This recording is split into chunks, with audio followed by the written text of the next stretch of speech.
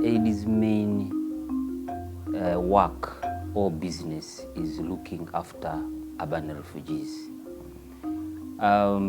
There are about 1.5 million refugees in the country, of which about 53,000 are urban refugees. In this case, they are Kampala-based.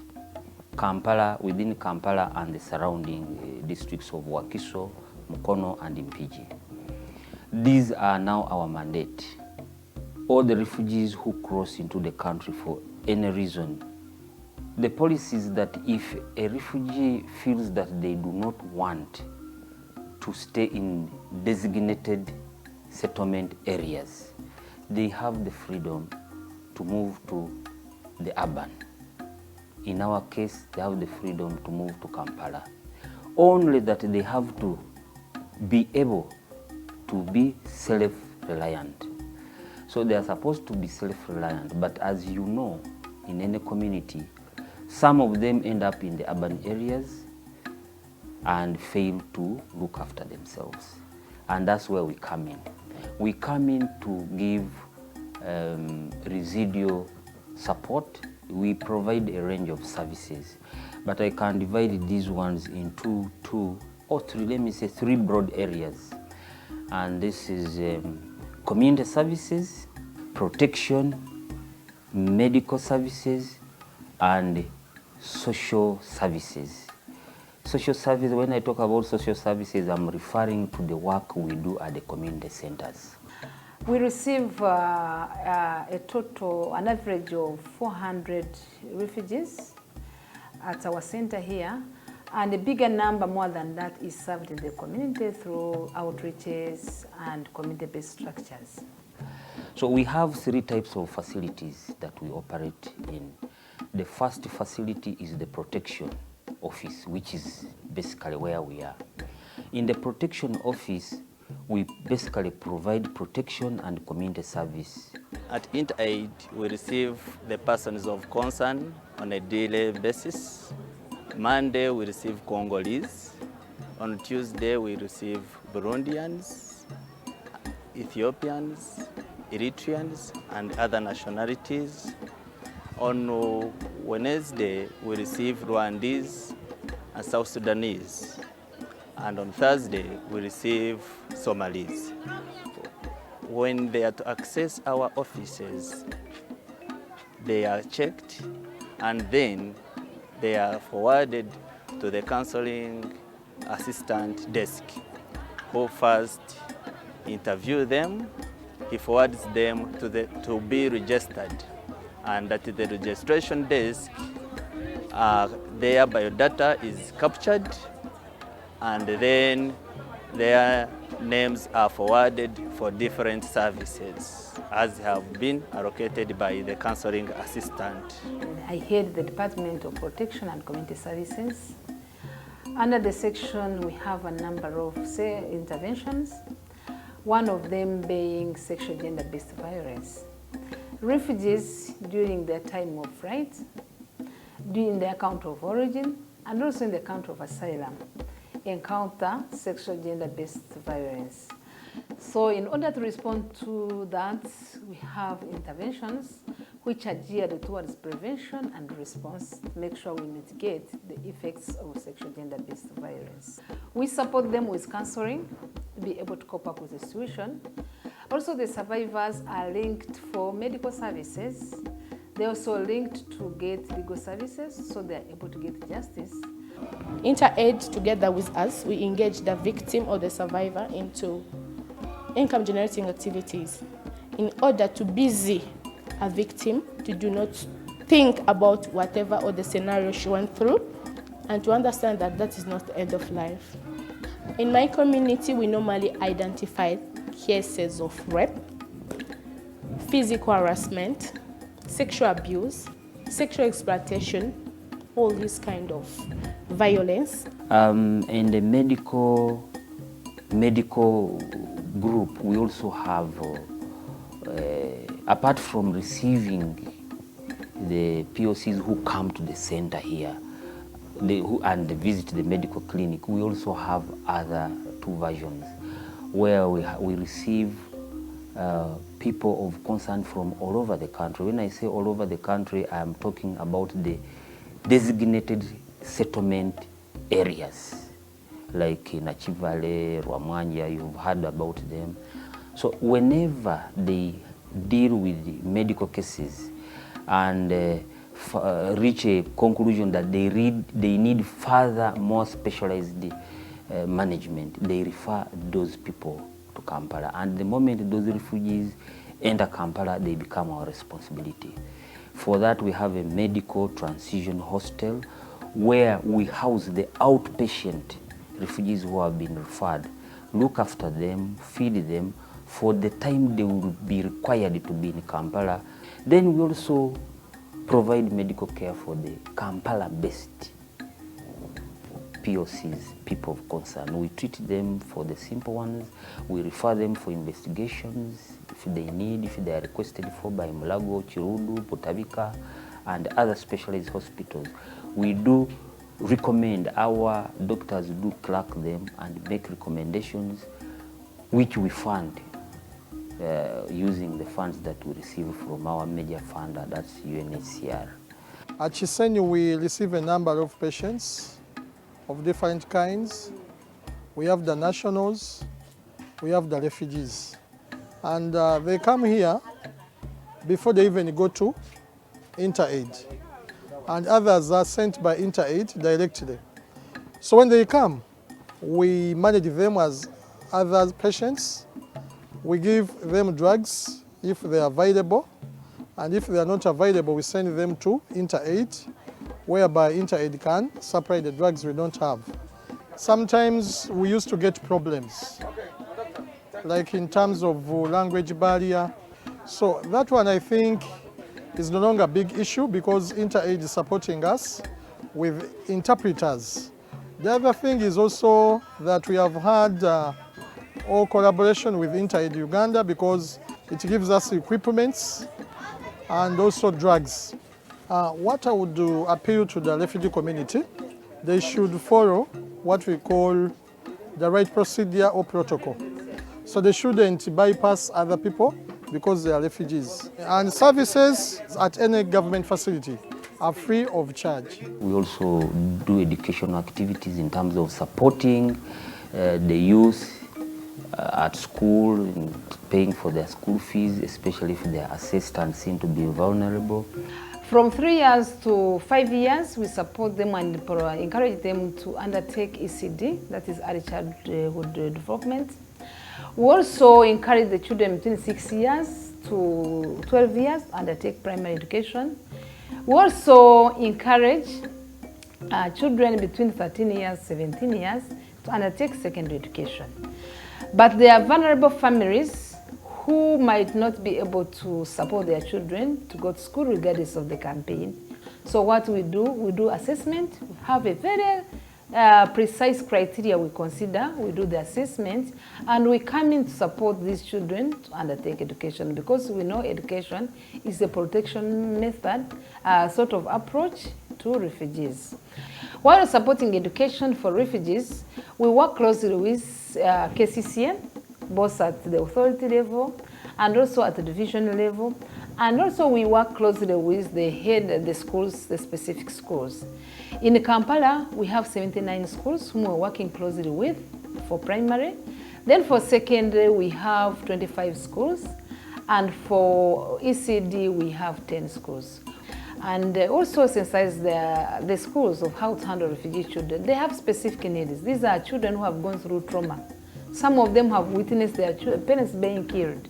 And schools also empower parents and sensitize them about the importance of having their children in school. The girls, we support them, both the nationals and the refugees, we support them with sanitary towels so that we can increase the retention. And then we also have an intervention of persons with specific needs. Persons with specific needs here, we have the persons with disabilities, we have older persons, and we have the chronically ill. These people, we have deliberate efforts to make sure we have attention or intervention to serve them. We have to counsel them because they feel they are marginalized, they are socially excluded, and they are discriminated and isolated. So we do a lot of interventions to make sure we include them in our programs and they are able to benefit as people who are refugees. Under these people, at times they are very vulnerable. Their source of income is quite low. We come in even to support them to make sure we boost their coping in Kampala. And then we also have legal services, that's in protection, where we do advocacy, but also do legal interventions, like intervening on behalf of the refugees, especially when they have issues with the police, when they have issues with the courts, when they are going to courts. We have ways in which we intervene to ameliorate and really mitigate the situations that they are in. People, because they're in a foreign land, they are not very much aware of the laws of the country. They fall victim, they just find themselves when they are in conflict with the law, or they are manipulated. We help to make sure we give them information on the legal guidance, legal assistance, and how they can be able to cope in Kampala. And when they have cases, maybe they are at risk and they have a conflict with other people, we step in to make sure we follow up and give them assistance to be able to see how they go over their cases. We have psychosocial counseling. This is very important because we are dealing with a community of people. Our neighbors, our friends who come are people who are traumatized in various ways. Another aspect we've had is community engagement through outreaches, so that the services are brought nearer to them. We have come out with community-based approaches that really help InterAid Uganda to reach out to the refugees and serve efficiently these communities. One, we have a number of community extension workers from all over the five divisions of Kampala. These are based in communities, so they help us to link the persons of concern who are majorly the refugee and asylum seekers to our services. We have also set up the community centers. Currently, we have 2 community centers. One is called Antonio Guterres. We have also opened up another community center in Makinde. It is a space for them where they come and enjoy. There are a number of level activities at the community center. The tailoring workshop, we have recruited a volunteer that trains fellow refugees in tailoring skills. We have a briquette making organization here, the youth. Since the social networks of refugees are definitely left behind, we try to create community centers where the refugees will be able to celebrate their culture, come together, something that is like a replica of their social network back home. There are a number of youth MDD groups. They practice from here.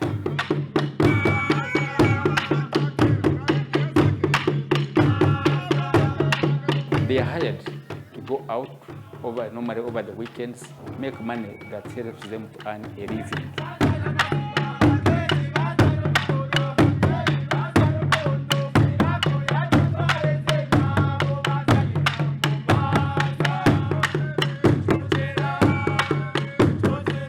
There are a number of art and craft groups. They sit here, work on their products, art pieces from here, go out and sell. They have a market. Like you have a group here that even exports art pieces to Australia. Eventually they get an income and sustain themselves in the urban. We have a free internet cafe where normally the youth come, access information free of charge, especially about job opportunities as well as business opportunities. But they also interact with their friends within the country and abroad in the diaspora. We have a daycare, language training. There is always a language barrier around the refugees. So they come here, they even hire the nationals to train English and Uganda. We have groups that come here to do the savings and credit. Another intervention, we have community empowerment. Community do a lot of work. Community here, we mean the persons who are refugees, but also the host community. We work closely with the leaders, the local LOCs. We work closely with police, we work closely with the religious leaders, make sure they are part of the refugee operation in the urban. When they come to us, they ask for services. We tell them services of education, health. We refer them to InterAid. If at all we get a critical issue, like some do die in our area, InterAid has helped us a lot in carrying away these bodies for their burial. But there are cases whereby they report to us things which are not genuine, which on our side we can't investigate thoroughly. We refer to InterAid. So InterAid has helped us a lot to track whether they are genuine or not. 2018 was mostly a year of re-engaging ourselves and all our stakeholders. This has also included recapacitating, if I may use that word, to recreate the capacity of the organization so that we can match the task that is ahead of us. We've recruited a lot of staff who interact with clients, with refugees, so that the time of waiting at our center getting services, even in the community, is a bit faster. And we've engaged refugees in the response. The community extension workers are refugees. The interpreters are refugees. So they are participating in the program and they are owning it. For the future, we want to work on our sustainability very seriously. We would like to see more partners coming on board with us in terms of development partners and in terms of people who give us resources to do the various work. And with that, if we succeed, we are looking at ourselves expanding in all ways as an organization would. This means expanding in terms of capacity, personnel capacity, and logistical capacity, so that we can serve more refugees. I'm sure out of the 53, we are just reaching a small fraction. And we know over years we'll find when we have community centers in all the divisions in Kampala. This expansion also includes sustainability issues like having your own income generating assets. And we are also looking at expanding probably to other urban areas because the refugees are no longer only in Kampala. Incidentally, we are also looking at going to other countries. We are very grateful to the donors who have supported InterAid to provide services to the urban refugees. The particular donors, we are grateful to UNHCR, representation in Uganda, and the Office of the Prime Minister, the Department of Refugees. The number of refugees is increasing every now and then, and the demand for resources, the demand for coming together for joint action is really required to make sure that there is client satisfaction and we meet the demand of the increasing number of refugees in the urban.